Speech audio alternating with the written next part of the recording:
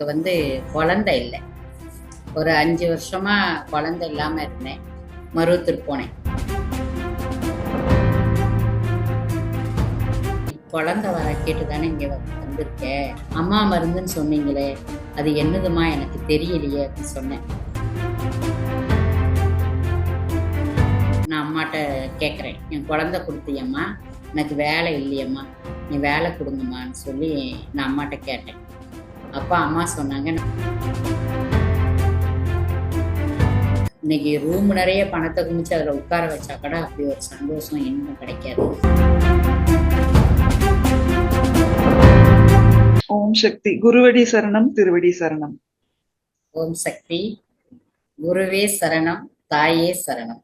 ஒரு அருள்வாக்கிலிருந்து இந்த பாட்காஸ்ட் ஆரம்பிக்கலாம். பெண் குலத்தை வைத்தே அவர்களை ஆன்மீக பணிகளில் ஈடுபட வைத்தே ஆன்மீகம் வளர்க்கிறேன். இந்த ஒரே அருள்வாக்கு மேல்மருவத்தூர் அம்மா தொடங்கிய பெரும் ஆன்மீக புரட்சியின் அடித்தளம்.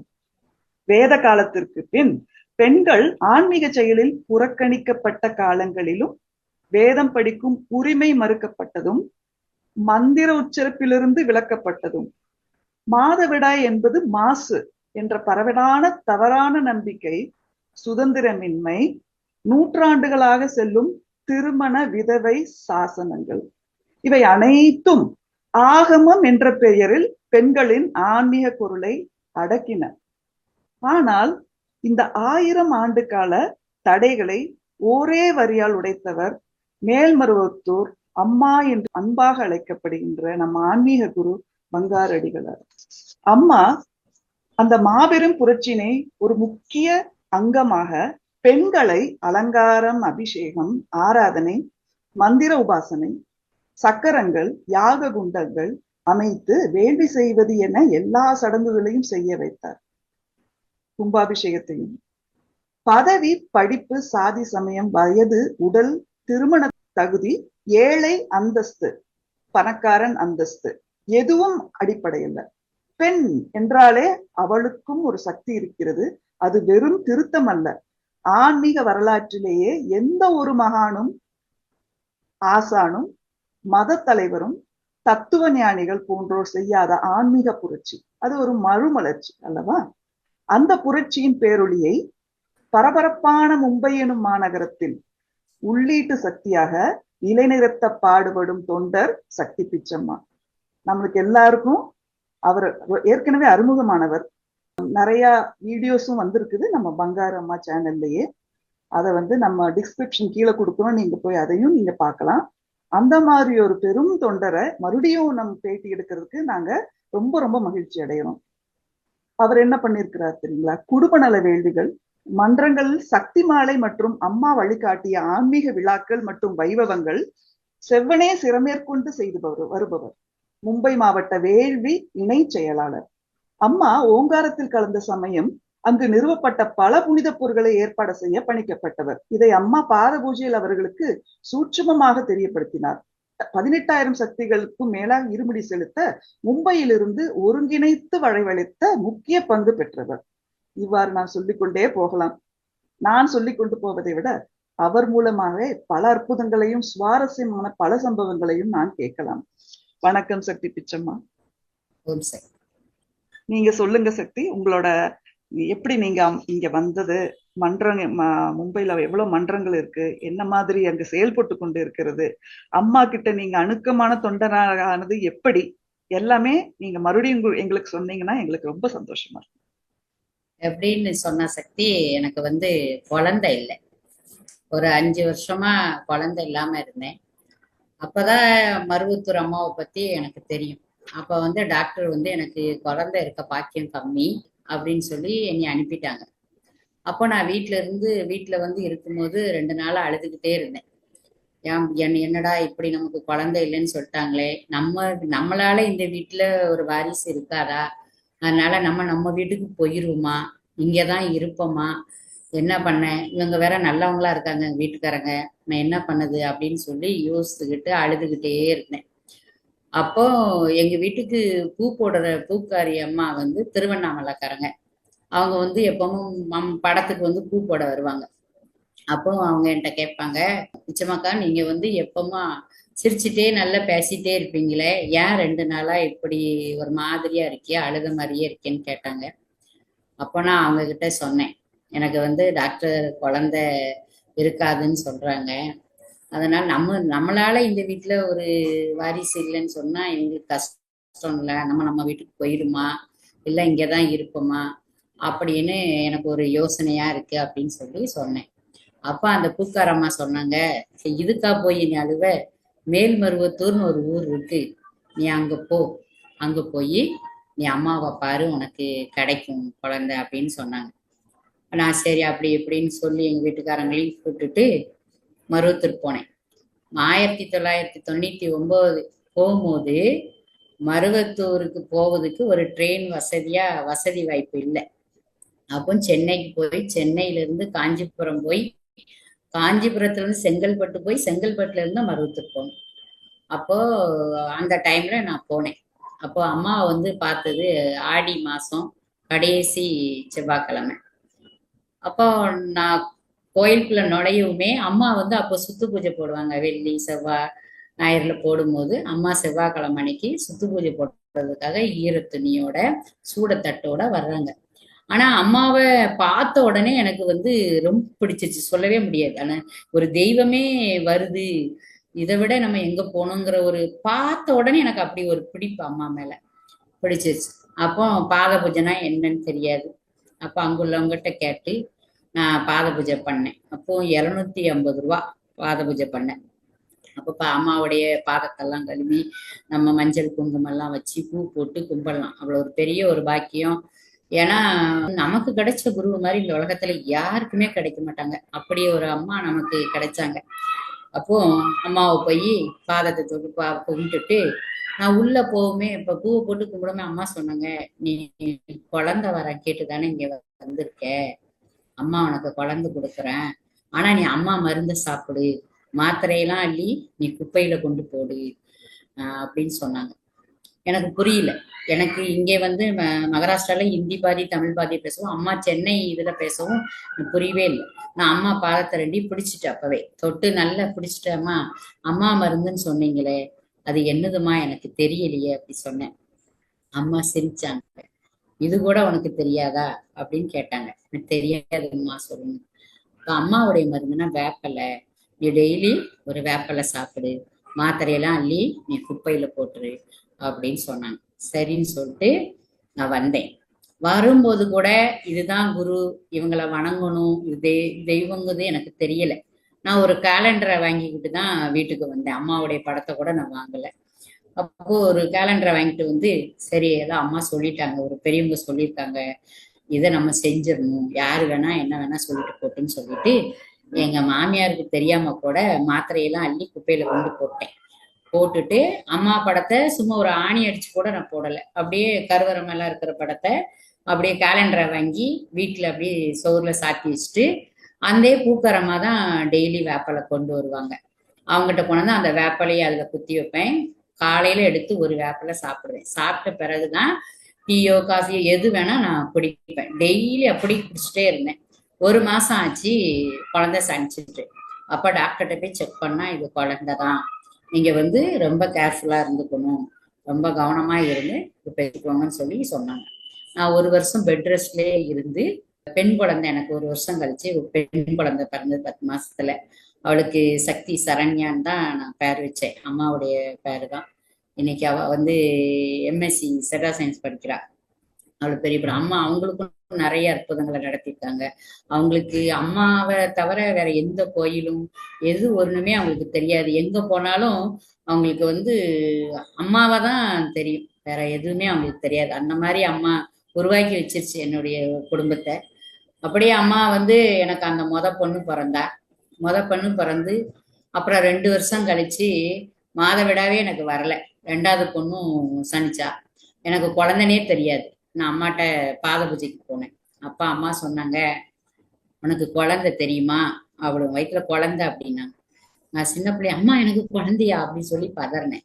அப்ப அம்மா சொன்னாங்க, நீ ஃபர்ஸ்ட் குழந்தை மாதிரி கஷ்டப்பட மாட்ட, சிசரின் ஆகாது, உனக்கு நல்ல முறையில நான் சுகப்பிரசவமா 2வது பொண்ணு குழந்தை பிறக்குன்னு சொன்னாங்க. அதே மாதிரி டாக்டர் சொன்னாங்க, உங்களுக்கு இது சாத்தியமே கிடையாது. முதல் குழந்தை சிசரின் போது 2வது குழந்தையும் உங்களுக்கு சிசரின் தான், நார்மலா பிறக்க வாய்ப்பே கிடையாது அப்படின்னு சொல்லி சொன்னாங்க டாக்டர். அவங்க ஒரு கிறிஸ்டின் தான், பொன்சிகான்னு இங்க மஹிப்ல இருக்க டாக்டர். அப்போ அவர் கிறிஸ்டினா இருந்தா கூட சொல்வாரு, உன்னுடைய தெய்வத்தை நீ கூப்பிடு ஒரு முறை, பார்க்கலாம் அப்படின்னு சொன்னார். அப்போ சைன் எல்லாம் வாங்கிட்டாரு. நான் சிசரின் பண்ணேன், சைன் எல்லாம் பண்ணி வாங்கியாச்சு. அப்புறம் என்னை அறியாமலே அந்த ஹாஸ்பிட்டலே அழுற மாதிரி ஓம் சக்தின்னு கத்திருக்கேன். நான் கத்துனா 2வது பொண்ணு பிறந்துட்டா.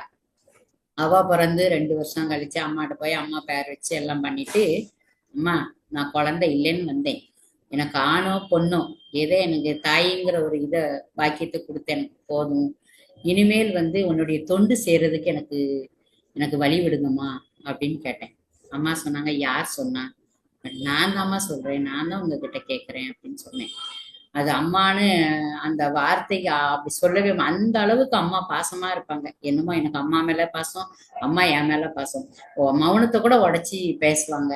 அங்க தூரமா நின்னா கூட அங்க யாரோ விஐபி எல்லாம் இருப்பாங்க, ஆனா அம்மா அதெல்லாம் விட்டுட்டு வா வா வான்னு தலையாட்டுவாங்க. அங்க இருந்தே பாத பூஜையில இருந்தே தலையாட்டுவாங்க. அந்த அந்த ஒரு ஆட்டுதலே அத்தனையும் எனக்கு மறந்து போயிடும். அம்மாவை வந்து அப்படி ஒரு பிடிக்கும் அம்மா. அப்போ அம்மா சொல்லுவாங்க, யார் சொன்னா அப்படின்னு கேட்டாங்க. நான் சொன்னேன், நான் தாம்மா சொல்றேன், எனக்கு வந்து தொண்டு செய்யணுமா இனிமே உங்க தொண்டு. இல்லை இல்லை, நான் உனக்கு ஒரு வாரிசு தருவேன், அதுக்கப்புறம் போய் நீ தொண்டு செய் அப்படின்னு சொன்னாங்க. அதே மாதிரி 2வது பாப்பா பிறந்து 3 வருஷம் கழிச்சு 2 வருஷம் கழிச்சு பையன் பிறந்தான். அதே மாதிரி அம்மா எல்லாரும் சொன்னாங்க, டேட் எல்லாம் லேட் ஆயிடுச்சு, இனிமே வந்து உனக்கு பெண் குழந்தை தான் பிறக்கும், ஆண் குழந்தை இருக்காது அப்படின்னு எல்லா சொந்த பந்தம் எல்லாருமே சொன்னாங்க. இல்லை, நான் எங்க அம்மா மேல எனக்கு ரொம்ப நம்பிக்கை உண்டு. நான் சொன்னேன், எங்க அம்மா சொல்லியிருக்காங்க உனக்கு வாரிசு கொடுப்பேன்னு, அதனால கண்டிப்பா எனக்கு அது கிடைக்கும்னு சொல்லி நான் நம்பியிருந்தேன். அதே மாதிரி 3வது அவன் பையனா பிறந்தான். பையனா பிறந்துட்டு ஒரு 40 நாள் கழிச்சு அம்மாட்ட நான் எடுத்துட்டு போனேன். அம்மாட்ட எடுத்துட்டு போனோடனே அம்மா சொன்னாங்க, இப்போ உனக்கு சந்தோஷமா அப்படின்னு கேட்டாங்க. ஆமாம்மா எனக்கு சந்தோஷம், நீ செய்த தொண்டுனால உனக்கு கிடைச்சது அப்படின்னு சொல்லி அம்மா கொடுத்து ஆசீர்வாதம் பண்ணி அனுப்பி விட்டாங்க என்னையும். எனக்கு குழந்தையே இல்லைன்னு சொன்ன அந்த டாக்டர் படிப்பை கூட அம்மா தோற்கடிச்சிட்டாங்க பாருங்க. அவங்க வந்து எவ்வளவு பெரிய தெய்வம், கருணை உள்ள தெய்வம் அது. அந்த தெய்வத்தை வந்து நம்ம எப்படி போற்றலாம், எப்படி என்ன சொல்லலாம்னு கூட தெரியாது. அம்மா வந்து அப்படி அழகா ஆதரிப்பாங்க. எந்த ஆதரிப்பு இருக்கோ இல்லையோ, நம்ம போனோடனே அம்மா கூப்பிட்டு வா மகளே வா, எந்த கோயில்ல எந்த இதுல இது கிடைக்கும் நமக்கு சொல்லுங்க பக்கம். அம்மா கூப்பிட்டு நம்மளே வா மகளே வா, எனக்கு என்ன வேணும், எனக்கு என்ன குறை, நான் இருக்கேன் அப்படின்னு இந்த கையை வச்சு நெஞ்சில சொல்லுவாங்க, நான் இருக்கேன் உனக்கு. அந்த ஒரு வார்த்தை வந்து அவ்வளவு ஆறுதலா இருக்கும் மனசுக்கு. அம்மா அது அத்தனையும் அத்தை எந்த கஷ்டத்துல போனாலும் அந்த கஷ்டமும் தீர்ந்து போயிடும். அம்மா வந்து நமக்கு உடம்புக்கே முடியல அப்படின்னு சொல்லி பாத பூஜை முன்னாடி அந்த தட்டத்திட்டு அம்மா மேல இருந்து அப்படி கீழே ஒரு பார்வை தான் பார்ப்பாங்க. அந்த உடம்பே வெளியில வரும்போது எப்படி ஆகுனே சொல்ல முடியாது. அந்த மாதிரி ஒரு உற்சாகம் கிடைக்கும் அம்மா கிட்ட. அம்மாவுடைய பார்வைக்கு கூட அம்மா வந்து அப்படியே எல்லாம் நினைக்கலாம், அது ஒரு மனிதன் இல்லை, அம்மா வந்து தெய்வம், தெய்வத்துக்கு மேல் தெய்வம் அது. அம்மாவை ஒருத்தர் போய் நின்னா கூட அவங்க மனசுக்குள்ள என்ன இருக்கு, என்ன நடக்குது. ஏன்னா எனக்கு கூட அதுல ஒரு அனுபவம் கிடைச்சது. இருமுடி வந்து கூடுனா இன்னும் மாவட்டத்தை நல்லா வளர்க்கலாம், நான் என்னத்த இருந்தாலும் நம்ம மனுஷன் தானே அப்படிங்கிற ஒரு எண்ணத்துல, அம்மா நீங்க இருமுடியை கூட்டி கொடுங்களம்மா அப்படின்னு கேட்டேன். அதுக்கு அம்மா சொன்னாங்க, தப்பு கணக்கு போட்ட பத்தியா அப்படின்னு. அப்ப எனக்கு மனசுல பட்டுன்னு பட்டுச்சு. நம்ம ஒரு சின்ன ஒரு தப்பை கூட அம்மா செய்ய விட மாட்டாங்க, இப்படி போ அப்படி போ, இதை செய் அதை பண்ணு அப்படின்னு. அதே மாதிரி அம்மா வந்து என்னுடைய வாழ்க்கையில நடத்தின அற்புதம் வந்து அப்படி சொல்லிக்கிட்டே இருக்கலாம், ஒரு புக்கே போடலாம். எனக்கு மட்டும் இல்ல சக்தி, செவ்வாடை அடைந்த அத்தனை சக்திகளுக்கும் அம்மா அற்புதம் காட்டாம இந்த செவ்வாடை துணியை உடுத்த முடியாது. ஏன்னா அந்த துணி அந்த உடை உடுத்தினாலே நமக்கே ஒரு வீரம் வந்த மாதிரி இருக்கும், மனசுல ஒரு சக்தி கிடைச்ச மாதிரி இருக்கும். அம்மா வந்து அம்மாவை பத்தி நம்ம சொல்லிக்கிட்டே இருக்கலாம், வாழ்க்கையில என்னென்ன நடந்தது என்னென்ன படிச்சு சொல்லிக்கிட்டே இருக்கலாம். அதே மாதிரி எனக்கு மன்றத்தை அமைச்சு கொடுத்ததும் வந்து சொல்லவே முடியாது சக்தி. ஏன்னா நான் ஒரு வேள்விக்கு தான் அப்போ கோமுதி அம்மா இணை செயலாளரா இருந்தாங்க. மட்டுங்கால ஜிம்கானா கார்டன்லன்னு வேள்வி நடந்தது. அப்ப சொல்லுவாங்க, அக்கம் பக்கத்து வீட்டாரோட தான் போனேன், எனக்கு வெளியில போய் பழக்கமே கிடையாது. எங்கேயுமே எனக்கு தெரியாது, திசையே தெரியாது. வீட்டுக்காரங்க கூட்டு போனாதான் எனக்கு தெரியும். அந்த மாதிரி இருக்கையில அக்கம் பக்கத்தோட சரி நம்ம போயிடலாம், அம்மா வேள்வி நடக்குது பார்க்க போகணும்னு சொல்லிட்டு சாட்டர்டே அன்னைக்கு போனோம். சண்டே தான் வேள்வி, ஆனா சாட்டர்டே போனோம். அன்னைக்கு கோமதி அம்மா எல்லாம் சக்கரம் போட்டு கலசம் எல்லாத்தையும் சுத்த வச்சாங்க. அப்போ நானும் போய் ஒரு கலசம் சுத்தட்டுமான்னு கேட்டேன். சுத்துமா அப்படின்னாங்க. சுத்தின உடனே அந்த கலசம் வந்து சக்தி. ஒரு நூல் கூட விலகல, ஒண்ணும் செய்யல. நான் எங்கேயும் சுத்தியும் பழகல, ஒண்ணுமே பண்ணல. அப்படியே அந்த கலசம் அழகா சுத்தி வந்து அப்ப அம்மா சொன்னாங்க, உனக்கு அம்மா அருள் நிறைய இருக்கு பாரு, எப்படி பண்ணிருப்பாரு அப்படின்னாங்க. அந்த மாதிரி ஒண்ணு ஒண்ணும் அம்மாவை நினைச்சிட்டு நம்ம செய்யும் போது மனம் உவந்து செய்யணும். அதை உணர்ந்து உணர்வுமா அம்மா வந்து அம்மாவோட அம்மா நிறைய பேர் சொல்றாங்க, சக்தி எனக்கு கஷ்டமா இருக்கு, அம்மா கூட்ட எனக்கு கஷ்டமே தீரல, நம்ம கர்மா ஒரு பக்கம் இருக்கு, ஆனால் நீ அம்மாவை எப்படி புரிஞ்சுக்கிட்டுங்கிற ஒரு விதை இருக்கு. நீ அம்மாவை மனுஷன் நினைச்சா அது மனுஷன், அதை தெய்வம் நினைச்சா தெய்வம், அது எப்படியும் நமக்கு செய்யும், நம்மளை காப்பாத்தும், நம்மளை கைவிடாதுங்கிற ஒரு அந்த நம்பிக்கையை வச்சா சக்தி உண்மையிலே அம்மாவை மாதிரி காப்பாத்துறதுக்கு ஒரு தெய்வம் வர முடியாது வாழ்க்கையில. ஏன்னா நமக்கு ஒரு இப்போ நம்ம ஒரு கார்ல தான் போறோம், அந்த டிரைவரை நம்புறோம்ல, இந்த டிரைவர் நம்மளை ஒரு இடத்துல கொண்டு போய் கரெக்டா சேர்ப்பாரு அப்படின்னு. அது போலதான் நம்ம அம்மாவும், நம்ம அம்மா நம்ம குருவாய் ஏத்துக்கிட்டோம், நம்ம குரு நம்மளை என்னைக்கும் ஒரு நாளும் கைவிட மாட்டாங்க, நம்மளுடைய வாழ்க்கையில கரெக்டா நம்மளை கரெக்டா எடுத்து செல்வாங்கிற ஒரு நம்பிக்கை வந்து இந்த மக்கள் வைக்கணும் அம்மா மேல. இங்க ஒரு பக்கம், அங்க ஒரு கால், இங்க ஒரு கால், அப்படி வச்சா அது அப்படியே தான் இருக்க முடியும் வாழ்க்கையில. இது வந்து உண்மை சக்தி, அது உணர்வுபூர்வமா நான் சொல்றேன். ஏன்னா நான் அம்மாவை விட்டு எங்கேயும் போக மாட்டேன். அம்மாவுடைய பெர்மிஷன் இருந்தால் மட்டுமே எங்கும் போனேன்னா போவேன், இல்லைன்னா நான் எங்கேயுமே போக மாட்டேன். எனக்கு அம்மா அம்மா கோயில் தான் ரொம்ப பிடிக்கும். அங்க வந்தா தியானம் இருக்குது, வேள்வி, எந்தவாறு ஒரு பணி, நமக்கு இந்த பணி தான் செய்யணும், அந்த பணி தான் செய்யணும், ஏதோ ஒரு பணி அம்மா கொடுத்துட்டு போன பணியை நம்ம கண்டிப்பா அதை செய்யுங்கிறது என் மனசுல ரொம்ப உறுதி உண்டு. அம்மா வந்து அப்புறம் வந்து எங்க வீட்டுக்காரங்களுக்கு வந்து சக்தி அப்போ வேலை இல்லை, வேலை இல்லாம இருந்தாங்க. அப்போ 2006ல நான் அம்மாட்ட கேட்குறேன், என் குழந்தை கொடுத்தியம்மா, எனக்கு வேலை இல்லையம்மா, நீ வேலை கொடுங்கம்மான்னு சொல்லி நான் அம்மாட்ட கேட்டேன்.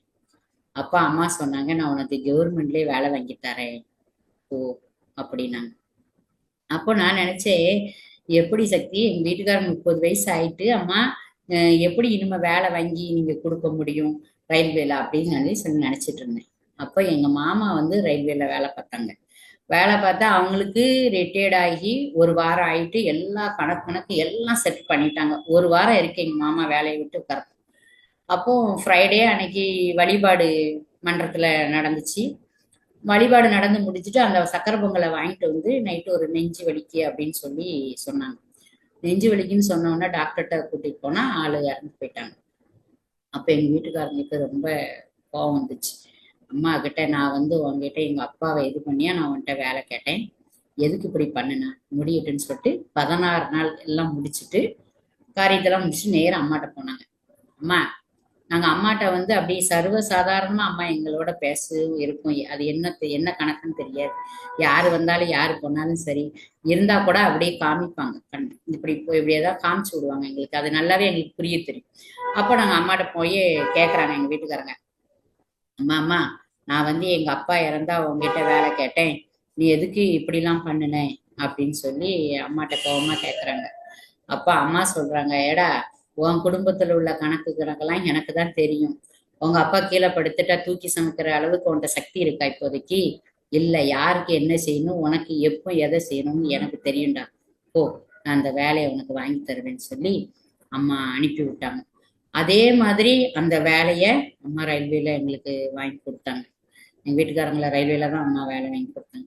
அதையும் எனக்கு வந்து மறக்க முடியாத ஒரு சம்பவம். ஏன்னா அம்மா வந்து அந்த ஃபைல் எல்லாம் கொண்டு சுயம்பு மேல வச்சு எடுத்துட்டு போ, நான் சொன்னேன்னு சொல்லி நீ வச்சு எடுத்துட்டு போன்னு சொல்லி எடுத்து, ஏன்னா ரிட்டையர்ட் ஆகிறதுக்கு ஒரு வாரம் தான் இருக்கு, எல்லாமே க்ளோஸ். அப்பதான் வருது வாரிசுக்கு வேலை இல்லைங்கிற ஒரு சட்டமும் வருது. அப்ப பார்த்து இந்த இது வரவும் அம்மா சொன்னாங்க, நான் உனக்கு கண்டிப்பா வாங்கி கொடுப்பேன்னு சொல்லி அந்த ஃபைல் எல்லாம் கொண்டு வா, சுயம்பு முன்னாடி வச்சு எடுத்துட்டு போ, நான் உனக்கு வேலை கொடுக்குறேன்னு சொல்லி அம்மா அந்த வேலையும் வாங்கி கொடுத்தாங்க எனக்கு. அதுக்கப்புறம் நான் வந்து வேள்வி பணியில வந்து ரொம்ப இன்ட்ரெஸ்டா இருப்பேன், எனக்கு ரொம்ப பிடிக்கும். ஏன்னா ஒரு குடும்பத்தை தலைகீழ அப்படியே புரட்டி போட்டு அந்த வேள்வி அப்படி வாழ வைக்கும். அம்மாவுடைய வேள்வி வந்து எல்லாரும் ஈஸியா நினைச்சுக்கிறாங்க. ஆமா எங்க செய்ய அந்த சோம்பேறித்தனமே இருக்கக்கூடாது. அம்மா கொடுத்துட்டு போன வேள்விய மாதிரி யாருமே கொடுக்க முடியாது.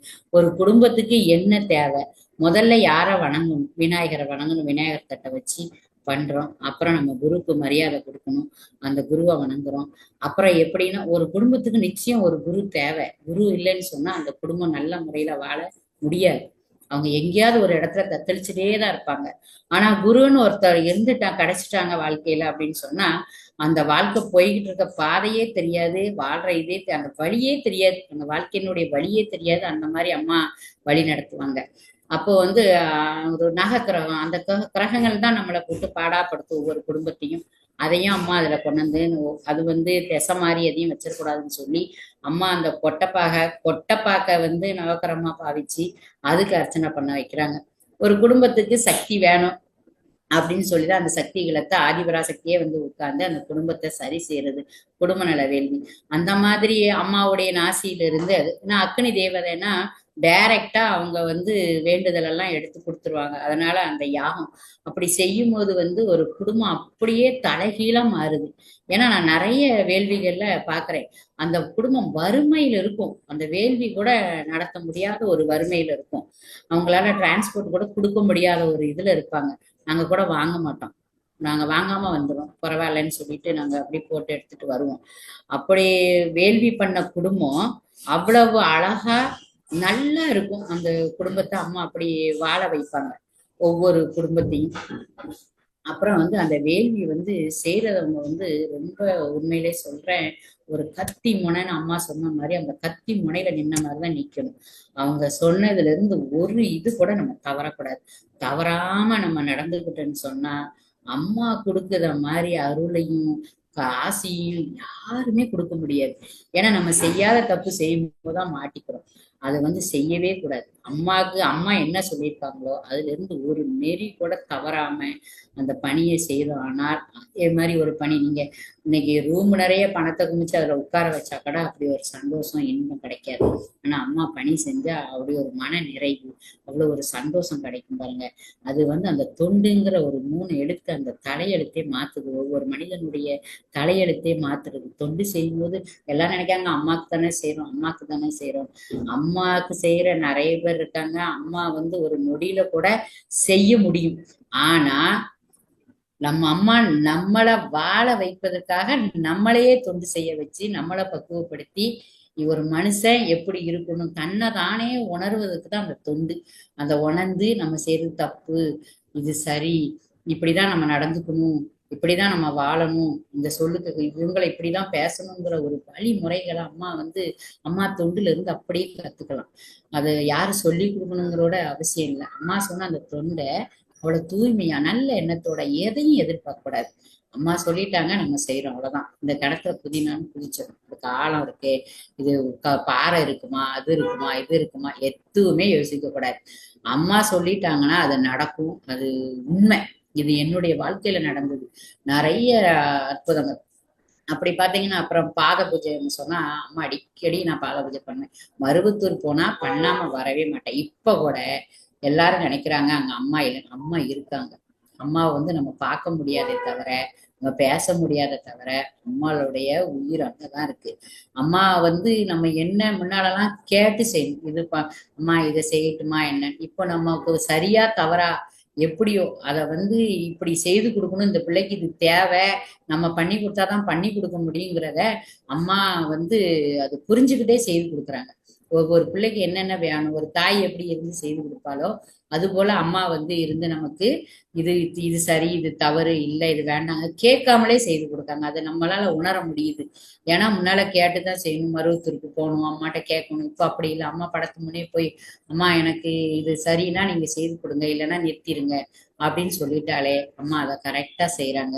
அதனால அம்மா இல்லைங்கிறது யாருமே நினைக்க வேண்டாம். அம்மா அங்க உயிரோட இருக்கிறாங்க. அங்க நடமாடும் தெய்வம். அது என்னைக்குமே அழியாத தெய்வம். அம்மாவை நினை மனமே, மேல்மருவூர் அம்மாவை நினை மனமே. Please like, share, and subscribe to the Bangaru Amma Global YouTube channel for more inspiring and uplifting videos like this one.